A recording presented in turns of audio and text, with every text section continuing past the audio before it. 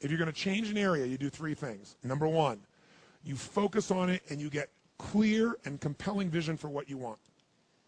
If your body's not where you want it to be, I tell you there's one simple reason. It's not your focus. No, I focus on it. I focus all the time on how fat I am. No. See, if you focus on crashing into the pole, trying not to, the more you try not to, what you focus on, that's where the energy goes, that's where you go, right? We all know that. But what people tend to do is, I'm saying focusing on what you want, not what you don't want. And not only just focusing on what you want, where you focus and say, well, I'd like to be strong, I'd like to be energetic, I'd like to be fit. It's focusing and making it compelling. If your only reason you're focusing on it is like, well, I need to lose some weight because I feel fat, versus I want the energy to burn because with that I'll have more passion, more aliveness, I'll be able to impact my children. I'll be able to, I'll be able to take the business to another level. I'll be able to have fun when I'm stressed out and tired. I'll have creativity flowing through me. You can't just focus on it. You got to create a clear and compelling future in that area that will pull you towards it so you're not trying to push yourself. If there's an area you're not improving in, think of three pillars, if you would. Pillar one is get focused and clear. What's compelling? Where are you? Really? And don't lie. Where do you want to be? And make it so compelling you can't help it. When you wake up in the morning, you want to transform this area of your life. So the quality of your life already is better just because you are so excited about what you're after. When you do that with your body or your emotions or your finances or time or any other area and you start focusing and you're clear, you're going to have energy. You're going to have drive. You're going to start to do something. How do you make sure what you do really works? You need the second pillar. And think of this as three pillars. Because, two-legged stool is going to fall over. One leg, you can't sustain. Second pillar, you got to get the best. When I say get the best tools. Get the best map. Get the best mentor. What I'm looking for is, it's wonderful that you're focused and clear and excited, but if you're running east looking for a sunset, you got a problem.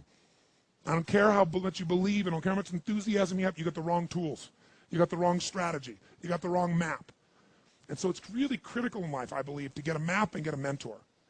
Because the map very often changes, and the best mentor, somebody who's the best at what they do, they know the shortcuts, don't they? Or they know when the roads change. You don't get stuck hanging out, in the desert when you're trying to get to the ocean, metaphorically. So I've always focused on not just finding somebody good, but who's the best at it, who's got the best tools. Think of that first pillar as a target. You're crystal clear in the target. And now you got the toolbox, man. You got the best tools, not rinky-dink tools, the very best. And the way to get the best, by the way, that I've done it is model someone who's already successful. All the tools I come up with, some I've obviously created, but the foundation came by standing on the shoulders of other giants. I went out and found somebody that's already got the result. Why reinvent the wheel? Success leaves clues. Find the best, figure out what they're doing, do that. Alter it, find your view of it, but start with what already is working rather than starting from scratch and trial and error. But if you've got that focus, the target, and you got the toolbox, and you're still not getting what you want, it's because you got inner conflicts. That's the third pillar. You've got to resolve your inner conflicts. Because as I try to explain to you, 80% of success in anything is your psychology and 20% is the mechanics. So those inner conflicts are when you take 2 steps forward and you pull 3 steps back. Right? When you say, boy, I'm totally committed to this, but you don't follow through. This is my expertise, the why guy part. Why? Why do you keep saying you want this? You have crystal clarity and you have the tools and you're still not getting it, there's a conflict in you. You want to be totally successful, but you're afraid at some level that if you are totally successful, you will not be loved. You'll be rejected. You want to be in a position where you have total free time and you want to build a billion-dollar enterprise. These are conflicts. You really, truly know you got the tools and talents to make this happen, but a part of you doesn't think you deserve to succeed because it's something you did at some point in your life or something you made up. Or you think making money or being successful economically is not spiritual. And you're committed to being spiritual, and yet the other part of you, it's the inner conflicts between fighting parts. So what do we do in this third pillar? Think of it as a vault we got to unlock. Think of it as unlock and unleash. That's the third pillar. The way you unlock and unleash is you identify the conflicts. You get clear what they are. So you may have total clarity, even the tools, but how can you totally unleash and commit when you're being pulled in 2 different directions? You say, Tony, how do I solve that? There isn't one way.